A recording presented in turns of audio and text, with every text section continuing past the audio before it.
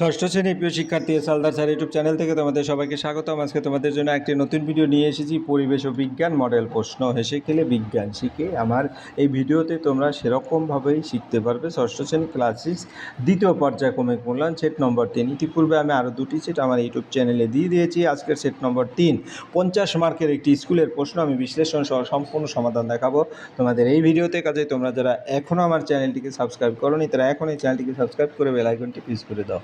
দেখতে পাচ্ছ এই প্রশ্নটি এসেছে class 2 second unit model question 2026, Bagbazar multipurpose girls high school principal. Subject হচ্ছে পরিবেশ ও বিজ্ঞান, ফুল মার্ক 50 এবং টাইম থাকবে 100 মিনিট। ঠিক আছে, তাহলে আমরা এক এক করে প্রশ্নটি একটু বড় করে দেখি।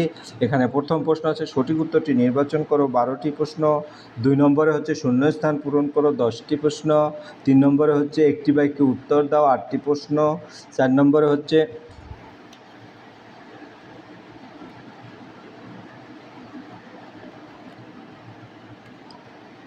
আর আমরা যদি দেখি 4 নম্বর হচ্ছে নিচের বাক্যগুলোর পাশে সত্য মিথ্যা লেখো 8টি এবং নিচের প্রশ্নগুলোর সংক্ষিপ্ত উত্তর দাও 2 মার্কের, এরকম আছে। হ্যাঁ, যে কোনো 6টি প্রশ্নের উত্তর করতে হবে 8টি থেকে। যাই হোক, আমরা এক এক করে এক নজরে যদি পূর্ণাঙ্গ প্রশ্ন দেখে আসি তাহলে এই হচ্ছে তোমাদের পূর্ণাঙ্গ প্রশ্ন 1 2 3 4 5 6 7 8। তো এবারে আমরা দেখব 1 নম্বরের প্রশ্ন উত্তর। তো 1 নম্বরে টোটাল প্রশ্ন আছে যে 12টি, সেটা এক নজরে এই যে 12টি দেখে আসলাম। সরাসরি 1 নম্বরের উত্তর। হ্যাঁ, গাছের জমাট বাঁধা কই আমাদের 1 নম্বর যে উত্তরটা হবে সেটা হচ্ছে এই যে 1 নম্বর উত্তর।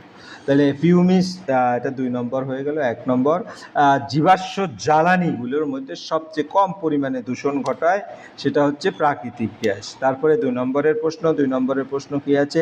পিউমিস হলো এক প্রকার আগ্নেয় শিলা, পাললিক শিলা, পরিবর্তিত শিলা অর্থাৎ আগ্নেয় শিলা। পিউমিসটা হচ্ছে আগ্নেয় শিলা। এরপর 3 নম্বরের প্রশ্ন দেখব, পদার্থ কোনটি মৌলিক রাশি নয়? তাহলে মৌলিক রাশি নয় হচ্ছে ক্ষেত্রফল, কারণ দৈর্ঘ্য, ভর এবং সময় এগুলি প্রতিটারই একটা মাত্রা, ক্ষেত্রফলের শুধু 2টো মাত্রা।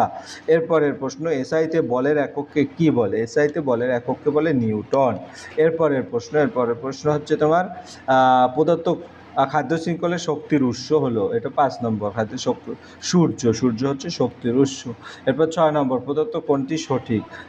তা আমরা যদি চাপ ইন্টু ক্ষেত্রফল সমান বল, হ্যাঁ, বল সমান। পরের প্রশ্ন হচ্ছে তোমার গিয়ে হলো ফুসফুসের শিরা প্রবেশ করে, এটা বামালিন্দি, এটা এ নম্বরের উত্তর। তারপরের প্রশ্ন হচ্ছে আমরা মাথায় ঘুরিয়ে সহজে এদিক ওদিক দেখতে পারি পিভন সন্ধি থেকে। এরপরের প্রশ্ন তোমার গিয়ে হলো পদার্থ কোনটি চৌম্বক পদার্থ নয়? চৌম্বক পদার্থ নয় হচ্ছে অ্যালুমিনিয়াম। পরের প্রশ্ন হচ্ছে আমার প্রধান আকরিক কী? আমার প্রধান আকরিক হচ্ছে কপার গ্লান্স। এরপরের প্রশ্ন হচ্ছে ভর মাপার যন্ত্রের নাম কি? এটা হচ্ছে সাধারণ তুলা যন্ত্র। এরপরের প্রশ্ন, পেশির সঙ্গে হাড়কে যুক্ত করে কোনটা? সেটা হচ্ছে টেন্ডন, যেটা সি নম্বরে আছে, টেন্ডন। এই ছিল তোমার 1 নম্বরের প্রশ্ন। এবার আমরা যাব 2 নম্বরে। গাছে জমাট বাঁধা রসের মধ্যে আটকা পড়া পোকার দেহকে ড্যাশ বলে? দেহকে জীবাশ্ম বলে। বেগ সমান দূরত্ব বাই সময়। তারপরে গাছ থেকে ফুল তোলা হয় ড্যাশ, হ্যাঁ, চয়ন, এটাকে তোলা হলো চয়ন বলে এটাকে। তারপরে চাপের সিজিএস একককে কি বলে? বেরি। হৃৎপিণ্ড থেকে রক্ত দেহে যে নালী দিয়ে যায় তাকে বলে ধমনী। তারপরে লোহার সঙ্গে সামান্য কার্বন মিশিয়ে ড্যাশ তৈরি করা হয়, ইস্পাত তৈরি। কলকাতা থেকে দিল্লি মাপা হয় ড্যাশ কিলোমিটারে। এরপরের প্রশ্ন, পরপর খাদ্য খাদক সম্পর্কযুক্ত শৃঙ্খলকে বলা হয় খাদ্য শৃঙ্খল। জলের গভীরতা বাড়লে চাপ বাড়ে। শরীর কোথাও কেটে গেলে ড্যাশ রক্ত জমাট বাঁধতে সাহায্য করে? অনুচক্রিকা রক্ত জমাট বাঁধতে সাহায্য করে। এবার আমরা 3 নম্বরের প্রশ্ন দেখব। 3 নম্বর, বর্তমান বাসে ডিজেলের পরিবর্তে সিএনজি ব্যবহার হচ্ছে কেন? হ্যাঁ, এটা সিএনজি কম দূষণ সৃষ্টি করে, তাই এটি ব্যবহার করা হয়। পরের প্রশ্ন, তরল পদার্থের আয়তন মাপতে কোন যন্ত্র ব্যবহার করা হয়?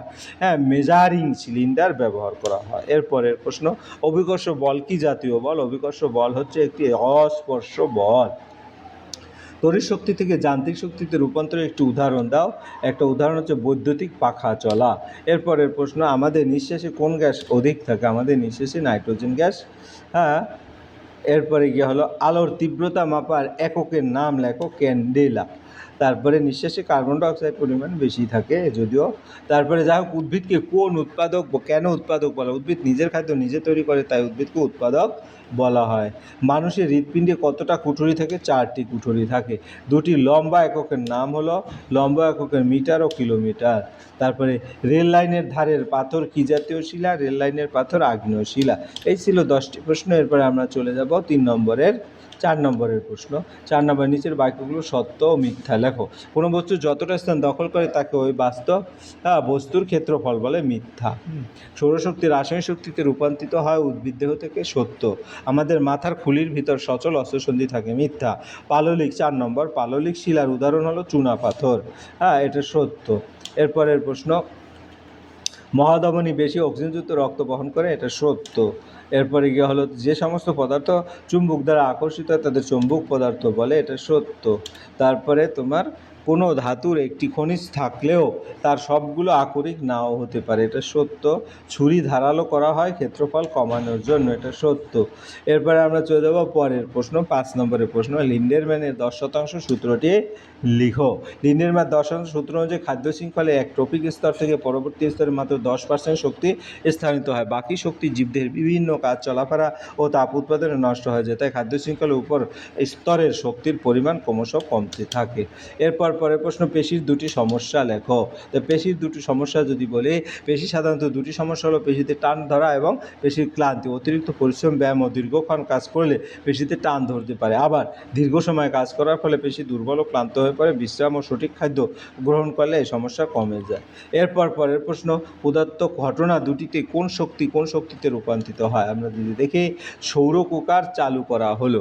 সৌর কুকার সূর্যের আলোর তাপশক্তিকে রূপান্তরিত হয়। এই তাপশক্তির সাহায্যে খাদ্য রান্না করা হয়। সৌর কুকার পরিবেশ বান্ধব, কারণ এতে জ্বালানি পোড়াতে হয় না, দূষণও কম হয়। তাই বর্তমান সময়ে সৌর শক্তির ব্যবহার খুবই গুরুত্বপূর্ণ। দেশলাই কাঠে জ্বালানো হলো।